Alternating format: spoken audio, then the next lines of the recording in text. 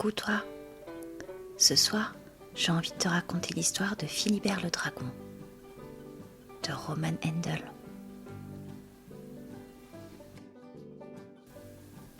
Noah avançait en retenant son souffle. La nuit commençait à tomber et plongeait les champs qui bordaient la route dans l'obscurité. C'était la première fois de sa vie que Noah rentrait du collège alors qu'il faisait déjà sombre. La faute à ses parents qui avaient insisté pour qu'il révise son contrôle de maths de demain. Pour le moment, Noah se préoccupait pas le moins du monde de mathématiques. Il était bien plus attentif aux bruits qu'il entendait partout autour de lui. Cris inconnus, chants d'oiseaux nocturnes, sifflements lugubres du vent dans les herbes. Noah n'avait jamais été très courageux.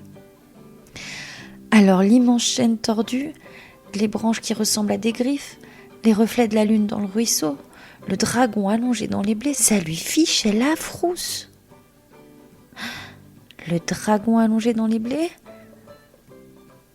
Noah s'arrêta brusquement, le souffle coupé, avec l'impression qu'on venait de lui remplir l'estomac de glaçons. Il risqua un coup d'œil sur le côté en direction de l'énorme forme allongée dans le noir. Ce fut cet instant que choisit la créature pour bâiller, en dévoilant une impressionnante quantité de dents aiguisées. Noah hurla « Non mais oh, c'est quoi ce toucan ? Les nuisances sonores sont interdites pendant la sieste entre midi et 19h. Tout le monde le sait. Si vous recommencez, j'appelle les... Oh, excusez-moi, humain. J'oublie que je ne suis plus chez moi. Pardon ?» balbutia Noah stupéfait. On dit boucan, pas toucan. Le dragon, plus de doute, c'en était un, posa sur le garçon un regard mauvais et Noah recula d'un pas, puis de deux, et même d'un troisième pour faire bonne mesure. « Oh, ça va !» souffla finalement la bête en faisant jaillir une petite flamme de ses narines qui illumina ses écailles d'une jolie couleur dorée. « Je sais que je fais des fautes, pas la peine d'en faire toute une passoire, petit humain. » Noah ne put retenir un sourire amusé. « Pourquoi est-ce que tu souris, toi ?» fit le dragon d'une voix suspicieuse. « Oh, je me suis encore trompée, c'est ça ?» Noah acquiesça. « Je crois que tu voulais dire en faire toute une histoire, hein ?» L'agacement de la créature élargit un peu plus le sourire de Noah. Il ne voulait pas se moquer, mais il y avait quelque chose de drôle à corriger les erreurs d'un monstre couvert d'écailles. « Je n'y arriverai jamais !» gémit le dragon. Ce n'est pas si grave.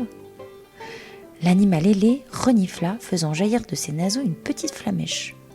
Si, justement, c'est très grave. Un dragon qui se trompe de mots à toutes les phrases, ce n'est pas très impressionnant. Tu sais, nous, les dragons, nous devons garder les trésors que l'on nous confie. Hélas, du fond de ma grotte, je lançais mes terribles menaces aux voleurs, mais au lieu de fuir à toutes jambes, ils se mettaient à rire.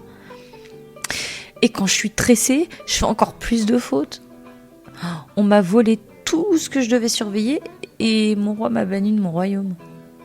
Je crois que je ne verrai plus jamais mon pays. Tu sais, autour de ma grotte, il y avait des forêts gigantesques et des arbres merveilleux que je survolais parfois quand personne ne rôdait autour de mon trésor. Il y avait aussi des couchers de soleil incroyables et une cruche dont les abeilles produisaient un miel délicieux. Hélas, je crois que plus jamais je ne pourrai voler dans le miel et manger ce ciel. Il y avait un tel désespoir dans sa voix que Noah ne sut quoi répondre, mais la bête semblait vouloir alléger son cœur. Quel dragon fait rire les gens au lieu de leur faire peur, hein ? Je suis le plus inutile de tous les dragons. Tous mes compagnons ont des surnoms comme le redoutable, l'impitoyable, le sanguinaire, mais moi, au mieux, ce sera Philibert, l'incompétent. Voilà. L'ainsi nommé Philibert renifla une seconde fois. Noah lui aurait bien tapoté la patte pour l'apaiser, mais la vue des énormes griffes acérées le retint. « Moi, je te trouve plutôt bien comme dragon, dit-il à la place. Enfin, je peux pas vraiment comparer, mais j'ai eu très peur tout à l'heure quand je t'ai vu. C'est un bon début, non ? Et puis parfois on est différent de ce que les gens attendent de nous, hein. C'est pas grave, on fait autrement. » Devant l'air peu convaincu du dragon, il ajouta. « Tu vois, moi je suis nulle en mathématiques par exemple. Alors je me rattrape sur le français. Ce fut au tour du dragon de rire.